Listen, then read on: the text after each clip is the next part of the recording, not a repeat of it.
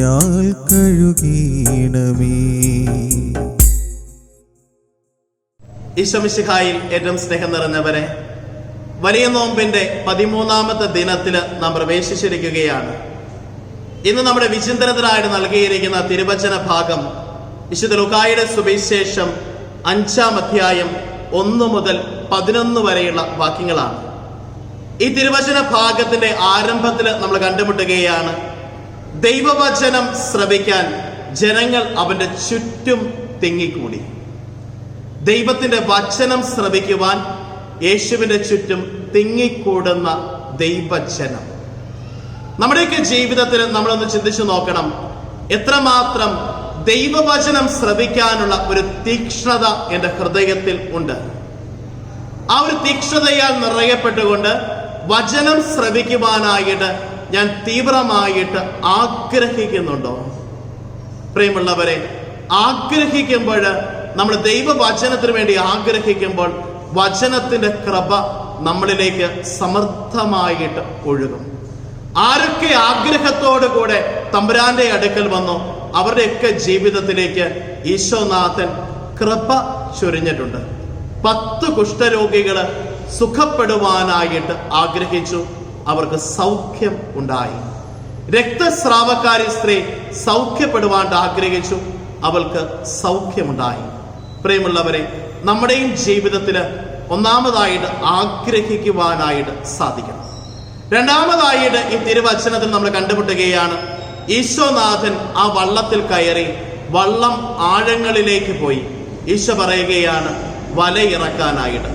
പത്രോസ് അന്നേരം പറയുകയാണ്, രാത്രി മുഴുവൻ അധ്വാനിച്ചിട്ടും ഞങ്ങൾക്ക് ഒന്നും കിട്ടിയില്ല. പലപ്പോഴും നമ്മുടെയൊക്കെ ജീവിത യാത്രയിൽ നമ്മളൊന്ന് ചിന്തിച്ചു നോക്കിക്കേ, ദൈവവചനം നമ്മൾ ശ്രവിക്കുന്നുണ്ട്. ദൈവവചനത്തിലൂടെ ഈശോനാഥൻ നമ്മളോട് സംസാരിക്കുമ്പോൾ നമ്മൾ മറുതലിക്കുന്ന ചോദ്യങ്ങളുമായിട്ട് നിൽക്കാറുണ്ട്. വിശ്വാസിയാകാതെ അവിശ്വാസത്തിന്റെ കണ്ണുകൊണ്ട് വചനത്തെയും തമ്പുരാനെയും നോക്കിക്കാണുന്ന അവസ്ഥകൾ ജീവിതത്തിൽ സംഭവിക്കുന്നുണ്ട്. പ്രിയമുള്ള ദൈവജനമേ, നമ്മളൊന്ന് ചിന്തിച്ചു നോക്കിക്കേ, ദൈവവചനം എത്രമാത്രം അനുസരിക്കുവാനായിട്ട് ജീവിതത്തിൽ പ്രാവർത്തികമാക്കുവാനായിട്ട് സാധിക്കുകയാണ്.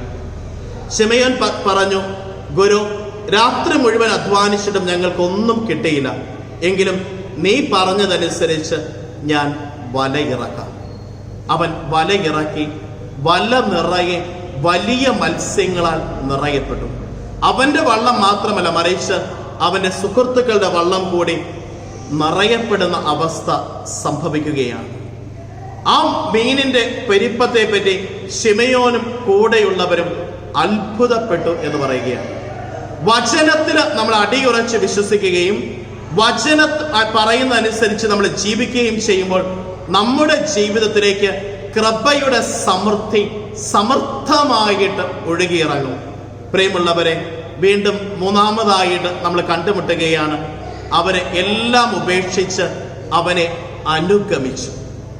എല്ലാം ഉപേക്ഷിച്ച് തമ്പുരാനെ അനുഗമിക്കുന്ന അവസ്ഥ അവരുടെ ജീവിതത്തിൽ സംഭവിക്കുകയാണ്. പ്രിയമുള്ളവരെ, ദൈവവചനത്തിന് വേണ്ടി, ദൈവസ്നേഹത്തിന് വേണ്ടി, ദൈവാനുഗ്രഹത്തിന്റെ കൃപയ്ക്ക് വേണ്ടി ഈ ലോകത്തിന്റെ സ്വാർത്ഥതകളെയൊക്കെ ഒന്ന് ഉപേക്ഷിക്കുവാനായിട്ട് ദൈവികതയുടെ സ്നേഹത്താൽ നിറയപ്പെട്ടുകൊണ്ട് അവിടുത്തെ കൃപയുടെ സമൃദ്ധിയിൽ ജീവിക്കുവാനായിട്ട് ഈ നോമ്പ് കാലത്ത് ഈ താപവഴിയിലൂടെ കടന്നു പോകുമ്പോൾ നമുക്കും സാധ്യമാകണം. ഇന്നത്തെ വചനം വിശുദ്ധ ലൂക്കാ എഴുതിയ സുവിശേഷം 5-ാം അധ്യായം 11-ാം വാക്യം. ഭയപ്പെടേണ്ട, നീ ഇപ്പോൾ മുതൽ മനുഷ്യരെ പിടിക്കുന്നവനാകും. വള്ളങ്ങൾ കരയ്ക്കടുപ്പിച്ചതിനു ശേഷം എല്ലാം ഉപേക്ഷിച്ച് അവർ അവനെ അനുഗമിച്ചു. നമ്മുടെ കർത്താവ് ഈശോ മിശിഹായുടെ കൃപയും പിതാവായ ദൈവത്തിന്റെ സ്നേഹവും പരിശുദ്ധാത്മാവിന്റെ സഹവാസവും നാം എല്ലാവരോടും കൂടെ ഉണ്ടായിരിക്കട്ടെ, ഇപ്പോഴും എപ്പോഴും എന്നേക്കും. ആമേൻ. ദൈവം എല്ലാവരെയും സമർത്ഥമായിട്ട് ഇന്നേ ദിവസം അനുഗ്രഹിക്കട്ടെ. ആമേൻ.